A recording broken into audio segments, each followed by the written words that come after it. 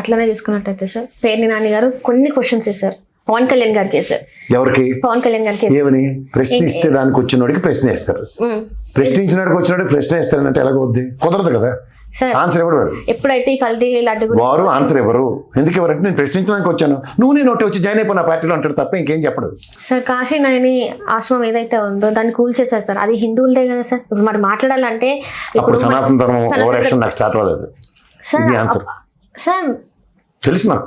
మా పవన్ కళ్యాణ్ అప్పుడు సనాతన ధర్మం యాక్షన్ వేసుకోలేదు. దాని గురించి మనకు మాట్లాడాలి కదా సార్. మాట్లాడడం నేను ప్రశ్నించడానికి వచ్చాం, మాట్లాడడానికి రాలేదు. కింద నుంచి పైకి మెట్లు కడిగారు సార్. కడిగాం. చెప్పింది నువ్వు చెప్పావా? వాళ్ళకి చెప్పవలసిన వాళ్ళు చెప్పారు, కడిగాం. అది సమాధానం. నువ్వు ఏదైనా ఇలాంటి సమాధానాలు ఉంటారు నా దగ్గర. జగన్మోహన్ రెడ్డి గురించి ఏం మాట్లాడలేదు సార్. ఇప్పుడు ఏం చెప్తున్నా? నేను మాట్లాడలేదు అన్నాడు. అప్పుడు మాట్లాడారు. ఈ రెండింటికి నేనే సమాధానం చెప్తాను. అప్పుడు ప్రశ్నించడానికి వచ్చాడు కూడా ప్రశ్నించారు జగన్మోహన్ రెడ్డి. ఆన్సర్ దొరికింది అనుకో, మళ్ళీ మేము ప్రశ్నించడానికి వచ్చాం కూడా సమాధానం చెప్పాం, అంతే సార్. రథం ఒకటి కాల్చారు అప్పుడు గత ప్రభుత్వ హయాంలో. అతన్ని పట్టుకుంటే అతన్ని జైల్లో వేశారు జగన్మోహన్ రెడ్డి గారి హయాంలో. మరి ఇప్పుడు వీళ్ళ హయాంలో ఎందుకు తనని రిలీజ్ చేశారు సార్? ఎందుకు బయట? ఎందుకంటే రామతీర్థంలో రాముడు తల 400 సంవత్సరాల చరిత్ర విజయనగరం జిల్లా ప్రైడ్. వాడికి బెయిల్ ఇచ్చి 5 లక్షలు ఇచ్చారు. ఎట్లా సార్? ఇస్తారు. సనాతన ధర్మం అదే చెప్తుంది, వాళ్ళకి హిందూ ధర్మం అదే చెప్తుంది. నాస్తికత్వం నుంచి అస్తికత్వం తీసుకుంటే ఇలాంటివే మాకు ఉంటాయి రూల్స్. ఒక గుడిని కూడా దగ్ధం చేస్తారు. దాంట్లో పట్టుకుని ఇవన్నీ గత ప్రభుత్వ హయాంలో జరిగితే వాళ్ళని పట్టుకొని జైల్లో వేసినా కూడా మళ్ళీ వాళ్ళకి ఎట్లా మీరు బయటికి రాణిస్తారు? ఏ రకంగా ఏ చట్టం చెప్పింది మరి అలాంటి? అవి నాస్తికుల నుంచి అస్తికత్వంలో తీసుకుని అస్తికుల నుంచి హిందువులు అయినప్పుడు ఇలాంటి రూల్స్ మాకు ఉంటాయి. మా ఒరిజినల్ సనాతన ధర్మంలోనూ లేకపోతే కాన్స్టిట్యూషన్ ప్రకారం జగన్మోహన్ రెడ్డి చేయాలి, అది చేసుకుంటూ వచ్చింది. అది కాన్స్టిట్యూషన్. ఆయనకి ఏంటి చెప్పారు? రాజారెడ్డి రాజ్యాంగం అని. వీళ్ళు కాన్స్టిట్యూషన్ నమ్మట్లే, కాన్స్టిట్యూషన్ ఆచరించట్లే, కాన్స్టిట్యూషన్ పరంగా చర్యలు లేవు. ఏం చెప్తున్నారు? నేను అనిత మేడి చెప్తుంది, నువ్వు జాగ్రత్తగా విను.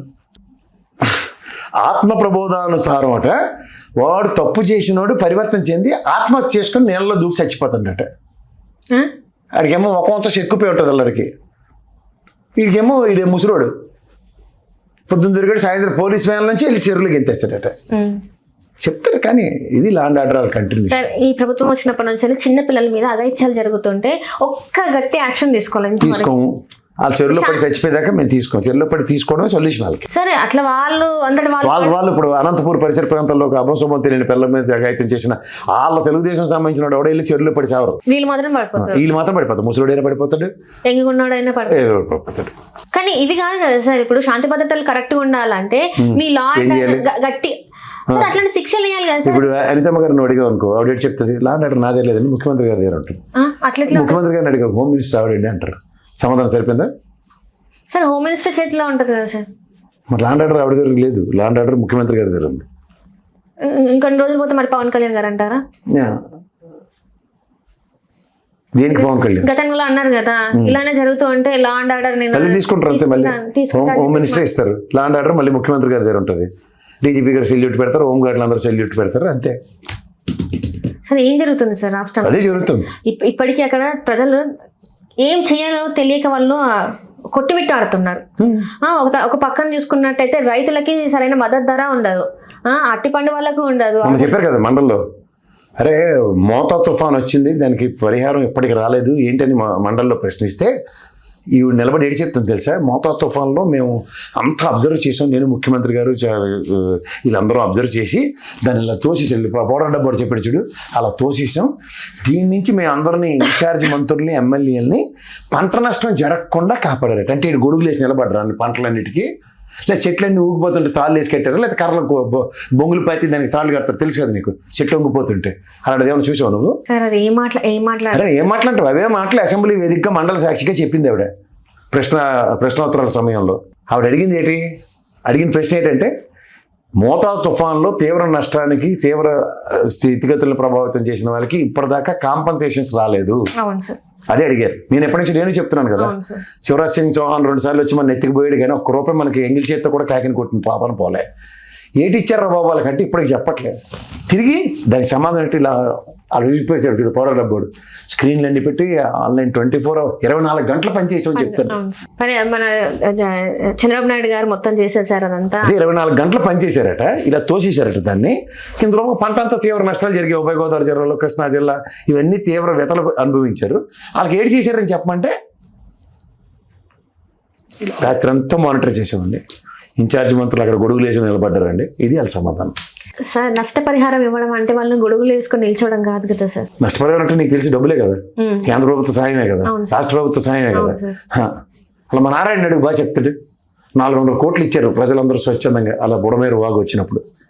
ఒక్కడికి మంచి ఇల్లు ఇస్తే ఒట్టు, ఒక్కడికి అన్నం పెడితే ఒట్టు 400 కోట్లకి మాత్రం లెక్క చెప్పారు అగ్గిపెట్టెలతో సైతం. సార్ పడవలలో వెళ్ళారు కదా సార్ ముఖ్యమంత్రి గారు, నీళ్ళ లోతులో మునిగిపోయి కూడా నడిచారు కదా సార్. ఎప్పుడు అంత అయిపోయిన తర్వాత ఆ రోజు వాళ్ళని రెస్క్యూ చేశారు 3,20,000 మంది అంటే లేదు. అక్కడి నుంచి 2 రోజుల పాటు వాళ్ళకి అన్నపానీయాలు అందించారంటే లేదు. నేను కాదు, గౌరవ ముఖ్యమంత్రి గారే చెప్పారు. ఆ ఫ్లైఓవర్ అదేంటి సింగనగర్ ఫ్లైఓవరే దిగలేకపోయింది మా వెహికల్లో, ఏం చేయాలి మా పరిస్థితి అన్ని అన్నం ప్యాకెట్లు నీళ్ళ ప్యాకెట్లు అక్కడే పోసారని ముఖ్యమంత్రి గారే తిట్టారు అందరినీ. లెక్క మాత్రం 400 కోట్లు పర్ఫెక్ట్ లెక్క చెప్పారు అగ్గిపెట్టెలతో సైతం. అది ఎవరు ప్రజలు స్వచ్ఛందంగా ఇచ్చిన డొనేషన్స్. ఆంధ్రప్రదేశ్ ప్రభుత్వం కానీ కేంద్ర ప్రభుత్వం కానీ రూపాయి ఇవ్వలేదు. ఏం చెప్పాలి అసలు ఇప్పుడు మరి ఏపీ నేనైతే ఏం చెప్పలేను. ఏం చెప్పాలి? ఏమి చెప్పలేరు. వర్షాలు వస్తే తడుస్తున్నారు, వర్షాలు వస్తే ములుగుతున్నారు, తుఫాన్లు వస్తే కొట్టుకుపోతున్నారు. వాళ్ళకి మాత్రం కేంద్ర రాష్ట్ర ప్రభుత్వాల నుంచి సాయం మాత్రం రూపాయి రావట్లేదు. ఇది సార్ ఏమన్నా అంటే మేము ముందు తరాల గురించి ఆలోచించి రోడ్లు ఎక్స్పాండ్ చేస్తాం, ఇన్ని చేస్తాం అన్ని చేస్తాం అని చెప్పేసి మాట్లాడుతున్నారు. సచ్చినోడికి సారికావిళ్ళు అన్న సామెత విన్నావు ఎప్పుడైనా?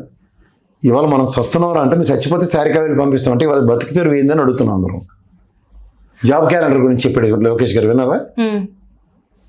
చాలా ఇబ్బందిగా ఉందట జాబ్ క్యాలెండర్ ఇవ్వాలంటే. వాళ్ళు చెప్పారు కదా సార్ ఎవ్రీ జనవరి 1కి ఇచ్చేస్తామని చెప్పి జనవరి 1 2 వెళ్ళిపోయిన తర్వాత అందరూ అడుగుతుంటే ఎంత కష్టంగా ఉందో తెలుసా జాబ్ క్యాలెండర్ ఇవ్వడం. ఇక్కడ సాధక బాధకాలు ఎన్ని ఉన్నాయి తెలుసా అంటే మరి గాలి కబుర్లు ఎందుకు ముందు చెప్పారు? నేను మండలంలో జరుగుతున్న ప్రశ్నోత్తరాలకి సమాధానం లేవి. ఉగాదికి ఇచ్చే కార్యక్రమానికి రంగం సిద్ధం చేస్తున్నారు. అలాగే ఉంటారు పరిపాలన. సార్ మొన్న బిల్ గేట్స్ వచ్చారు. అసలు బిల్ గేట్స్ రావడానికి గల కారణాలు ఏంటంటారు సార్? వాళ్ళు చెప్పేది ఏంటంటే నాకు తెలిసి బిల్ గేట్స్ ఎందుకు వచ్చారంటే ఇక్కడ ఎయిడ్స్ మందు ఏదో దొరుకుతుందేమో. ఎందుకంటే అప్పుడు ఎయిడ్స్ నిర్మూలనకి అసెంబ్లీ అంతా నిరోధులు అవి కట్టి ఉత్సవాలు చేశారు ఎయిడ్స్ని పారదోలడానికి. దాంట్లో ఏమైనా పొరపాటున మందు కలిపి కనిపెట్టారేమో అని చెప్పి అనుకోవడానికి వచ్చాడు. వ్యవసాయ క్షేత్రాలు చూస్తాడా? ఈ రోజుకి ఒక బిల్ గేట్స్ ఫౌండేషన్ నుంచి 500 కోట్లు 1000 కోట్లు 100 కోట్లు 10 కోట్లు కోటి రూపాయలు అనౌన్స్ చేసిన ఉదంతం చెప్పు నాకు. చంద్రబాబు నాయుడు గారు అంటున్నారు కదా సంజీవనిలో పెట్టి ఆయన సొంత డబ్బులు చేస్తుంటే ఇంత ఎందుకు కుళ్ళుకుంటున్నారు? కుళ్ళుకోవట్లే, మేము కుళ్ళుకోవట్లే. ఎంత డబ్బులు పెడతాడో చెప్పాలి కదా. సంజీవని ప్రాజెక్ట్కి ఆంధ్రప్రదేశ్కి మైక్రోసాఫ్ట్ ఫౌండేషన్ నుంచి ఇన్ని కోట్లు ఇస్తున్నామని చెప్పాలి కదా. ఏది డబ్బులు ఇస్తున్నామని చెప్పారు కానీ ఎన్ని కోట్లు అనేది చెప్పలేదు. అది ఏదో చెప్పాలి కదా. ఏది చెప్పకుండా గుప్తదానాలు కాదు కదా. ఇది ఆంధ్రప్రదేశ్ ప్రజలకు సంబంధించిన సంజీవని ప్రాజెక్ట్. అది ఏంది రాష్ట్ర ప్రభుత్వం ఎంత ఇస్తుందో, బిల్ గేట్స్ ఫౌండేషన్ ఎంత ఇస్తుందో, కేంద్ర ప్రభుత్వం ఎంత ఇస్తుందో చెప్పాలి కదా. ఇదంతా ఇట్లా పెడితే కూటమి ప్రభుత్వంలో బీజేపీ ఉంది సార్. బీజేపీ ఈ రోజుకి థర్డ్ ఎంపైర్ అంటాం మేము. అవుటెడ్ ఇదాక ఎవడు వాళ్ళు కొంతమంది ఎమ్మెల్యేలు ఉన్నారు, మంత్రులు ఉన్నారు. ఇంతవరకు దీని గురించి అసలు ఏపీలో ఏం జరుగుతుంది అసలు ఏంటి ఒక్కసారన్నా మనం మాట్లాడదామని చెప్పేసి ఒక్క ఎమ్మెల్యే కూడా బయటకు వచ్చి మాట్లాడలేదు సార్. మరి దీన్ని ఎట్లా చూడాలంటారు? అమిత్ షా డైరెక్షన్స్ ఫాలో అవుతున్న బీజేపీ కేడర్ నోరు మూసుకొని ఉండమని చెప్పాడు. ఆయన నోరు మూసుకొని ఉన్నారు సార్. నోరు మూసుకొని ఉండడానికి మేము అందరం ఓట్లేదు లేదు కదా సార్. మీరు మీ మీద మీరు ఏదో ఒకటి చేస్తారు. మీరు కేంద్రంలో ఉన్నారు కాబట్టి మాకు ఏమైనా నిధులు ఇస్తారు, ఉద్యోగాలు ఇస్తారు, ఇంకా మాకు ఏమన్నా మా సాధక పథకాలు చూస్తారని కదా సార్ మేము ఓట్లేసి గెలిపించుకుంది. మీరు సైలెంట్గా ఉంటా అంటే ఎట్లా సార్? ఇన్ని జరుగుతున్నాయి, లడ్డీ గురించి ఇంత అవుతుంటే ఈ రోజుకి ఒక్క నాయకుడు కూడా మాట్లాడలేదు. కేంద్రంలో మాట్లాడలేదు, ఇక్కడ రాష్ట్రంలో మాట్లాడలేదు. 1 గంట ప్రశ్నించి అలాగే వాళ్ళు ఏమి మాట్లాడరు. మీకు నాకు కంట చూస్తే తప్ప ఏమి ఉండదు. వాళ్ళ వల్ల ఎవరికి ఉపయోగం ఉండదని నేను 1,00,000 సార్లు చెప్తూ ఉంటాను. బీజేపీ వలన తెలుగు రాష్ట్రాలకి ఉపయోగం ఉందన్నాడు ఎవడైనా మాట్లాడితే వారితో నేను డిబేట్ చేయడానికి సిద్ధంగా ఉన్నా. నేను మళ్ళీ చెప్తున్నా, తెలంగాణ ₹1 బడ్జెట్లో ఇస్తే ఒట్టు, ఆంధ్రప్రదేశ్ ఏటి ఇచ్చారో గాలి కబుర్లు చెప్పి కాలక్షేపం చేస్తున్నారు. ఇష్టమైతే ఆయనకి మళ్ళీ మండాలి. చంద్రబాబు గారికి మండితే ధరంపోరాట దీక్షలు వస్తాయి. అప్పటిదాకా ఉపయోగపట్టండి. మనం చెప్తే నమ్మరాలి. ఇప్పుడు ఏం చేయాలి? ఇప్పుడు ఆల్రెడీ 2 సంవత్సరాల కాలం అయిపోతుంది. లాస్ట్ 1 year అప్పుడు అన్ని అసలైన లెక్కలు బయటకు వస్తాయి కదా. ఏటి చేయలేదు, రాష్ట్రం ఏటి ఇలా అమరావతి నిలబడడం జరగలేదు, అమరావతికి గజిట్ రాలేదు, ఇవన్నీ మాట్లాడుకుంటాం కదా మళ్ళీ వాళ్ళు. అప్పుడు మొదలవుతుంది ఇదంతా బీజేపీ వాళ్ళు చేశారని చెప్పి వాళ్ళ మీద ధర్మపోరాట దీక్షలు చేస్తారు. అప్పటిదాకా కూటమిలో ఉండి మీరు అందులోనే ఉండి మీరు వాళ్ళ మీదకి మీరు లాస్ట్ టైం ఉండి అలా యుద్ధం ప్రకటించలేదా? మర్చిపోయావా? బయటకు అమిత్ షా మీ చెప్పులు లేదా? మర్చిపోయావా? కానీ ఈసారి ఇటు సైడ్ నుంచి ఇటు సైడ్ మన చేతిలో ఆయుధాలు ఉన్నా కూడా వాళ్ళు ఏంటి చేయరని వాళ్ళకి ఏంటి దులిపేసుకుంటారని అందరికీ అర్థమైపోయింది బీజేపీ వాళ్ళు. నీకు మళ్ళీ 2 విషయాలు చెప్తాను. జనసేన బీజేపీ తిట్టకుండా తిట్టేవారు నాతో డిబేట్లలో. తెలుగుదేశాన్ని ముఖ్యమంత్రి చంద్రబాబు నాయుడు గారిని తిట్టుకొని తిట్టేవారు. కానీ వాళ్ళందరూ ఆ యొక్క సమైక్య భావంతో సంఘీభావం ప్రకటించుకుని పావురాలు ఎగరేసి కానీ అన్ని రబ్బర్ పెట్టి చేర్పేసి ఇప్పుడు వాళ్ళందరికీ ప్రసాద్ గారు లాంటి వాళ్ళు శత్రువులు, నాగేశ్వరరావు గారు లాంటి వాళ్ళు శత్రువులు, తెలకబలరావు గారు లాంటి వాళ్ళు శత్రువులు, వైఎస్ఆర్సీపీ పేరు ఎత్తిన వాళ్ళందరూ శత్రువులు. బాగుందా ఈ లాజిక్? అలాగే అమిత్ షా మీద చెప్పులు వేసారు, అన్నీ ఊగిపోయేవారు మాకు డిబేట్లకు వచ్చి. బీజేపీ వాళ్ళు ఇప్పుడు అన్నీ మర్చిపోయారు. అబ్బా అసలు చంద్రబాబు గారి పాలనలో ఎలాగ వెళ్ళిపోతున్నాం తెలుసా మేము, ర్యాకెట్ అదే ఇస్రో నుంచి ర్యాకెట్లు లేకుండా మేమే ర్యాకెట్లు పంపించేసి అంత సామర్థ్యం వచ్చింది మాకని చెప్తారు. ఏమన్నా మీరు ఇంకా 3 సంవత్సరాలు ఇట్లానే మేము చచ్చేటోడు చచ్చిపోతాడు అంతే, ఇంకా కాలం గడపాలంటారా? వాళ్ళ సుపరిపాలన ఉద్యోగ కల్పనలో చంద్రబాబు గారు ర్యాకెట్ మీద వెళ్ళిపోతుండ్రు, వెనకాల మీరు వెళ్ళైపోతున్నారు ఆయన స్పీడ్కి. ఈ రోజుకి కూడా ఆయనకున్న పేస్ కానీ ఆయనకున్న ఇది కానీ మనం ఎవరో అందుకోలేకపోతున్నాం. విజనరీ ఆయన. అవును సార్. ఇదంతా అంటే కొంతమంది మాట్లాడేది ఏంటంటే మొన్న వైరల్ ఏదైతే పరకాల ప్రభాకర్ గారు మాట్లాడినరో అవి ఎక్కడ ఇంకా బయటకు ఇంకెంత ప్రజలకు పోతుందని చెప్పేసి మళ్ళీ ఇవి తీసుకొచ్చారు.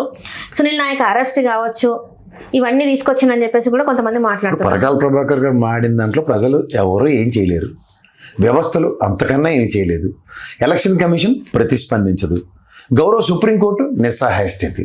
ఇందులో ఇంకేముంది? వాళ్ళకి 3 years assured, rest 3 years assured. ఇంకేముంది ఇంట్లో కష్టం? అది చర్చనీయాంశం అయితేనేటి, అవ్వకపోతేనేటి మళ్ళీ ఓటింగ్ మిషన్లో ఉంటాయి. నువ్వు నేను టిక్కు టింగు అని నొక్కుతాం, మీనా లాంటాడు, మీనా పార్ట్ 2 వస్తాడు, అన్నీ ఎగ్గిపెట్టి తీసి తగలెట్టేస్తాడు. ఏం చేయగలవా? నువ్వేమైనా చేయగలవా? నేనైతే ఏం చేయలేను, ప్రజలు కూడా ఏం చేయలేరు. నేనైతే ఏం చేయలేనంటే నాతో పాటు ప్రజలని అర్థం. అది వాళ్ళ ధైర్యం. దీనికి ఒక సొల్యూషన్ ఉండదు. స్టేట్ సంబంధించిన అంశాలతో క్యాపిటలైజేషన్ జరిగిపోతుంటే ఏమీ మాట్లాడరు వాళ్ళు. మాట్లాడకుండా ఉండడమే బైబ్యాక్ అగ్రిమెంట్. నిధులు ఇచ్చినట్టు ఇచ్చి వెనక్కి తీసుకెళ్ళిపోతారు, బైబ్యాక్ అగ్రిమెంట్. ఇవన్నీ బాగున్నాయి. 3,67,000 కోట్లు అప్పు తెచ్చారు కదా, ఏదని అడుగు, వాళ్ళకే తెలియదు. అంచేది ఈ చీకటి దెబ్బలు తినడానికి అలవాటు పడిపోతే పరకాల ప్రభాకర్ గారు లేటోళ్ళు, మహారా మస్తానం, ఇంద్రనీళ్ళు, లేదా మరి చింత రాజశేఖర్ లేటోళ్ళు, ఎలాంటి వాళ్ళు మొత్తుకుని అరణ్యరోధం తప్ప బెదిరిస్తారు. అరెస్టులు పరకాల ప్రభాకర్ నేను చేయలేరు కానీ మిగిలిన వాళ్ళందరినీ బెదిరిస్తారు. ఇప్పుడు చింత రాజశేఖర్ గారి పరిస్థితి అదే కదా, తన అరెస్ట్. ఇప్పుడు ఒక క్వశ్చన్ అడిగినందుకు, రాజధాని భూముల గురించి మాట్లాడినందుకు, ఇది ప్రభుత్వ భూములు అయితే ఇలా ఉంటుంది, ఇప్పుడు మీరు ల్యాండ్ పూలింగ్ చేసి ఇప్పుడు ప్రజల దగ్గర నుంచి గ్రాప్ చేసుకుంటున్నారు కాబట్టి దానివల్ల ప్రజలు నష్టపోతున్నారు అని క్వశ్చన్ చేసినందుకు ఈరోజు మరి ఆయన అరెస్ట్ అంటారు. అవుతాయి, మాలాటవి జరుగుతాయి. కష్టానికి ఎదిరినప్పుడే స్వతంత్ర సమరంలో గాంధీ గారు వెళ్ళేటోళ్ళు పోరాటాలకి జైల్లో పెడతారు, కొడతారని భయం, లాఠీ దెబ్బలకి అడిగి భయం పెడితే మనకు స్వతంత్రం రాకపోయి ఉంది. ఒక్కొక్కరితో ఒక్కొక్క పందా ఉంటుంది. కొంతమంది విరోచితంగా పోరాడుతూ ఉంటారు, కొంతమంది గలాలు వినిపిస్తూ ఉంటారు, కొంతమంది తప్పు. ఇవన్నీ సమాజంలో వాళ్ళు ఒక కోడ్ ఆఫ్ కాండక్ట్ని ఫాలో అయితే, పోలీస్ రూల్స్ని, లాని పర్ఫెక్ట్గా ఎగ్జిక్యూట్ చేస్తే వాళ్ళ సమాజంలో ఎవరికి సమస్యలు ఉండవు. ఇవేవి లేనప్పుడు ఏమవుతాయంటే కొన్ని వెసులుబాట్లు లేని సిచ్యువేషన్స్ అట్రిబ్యూట్ అవుతూ ఉంటాయి, అవి భరించాలి తప్పదు. Right, thank you so much.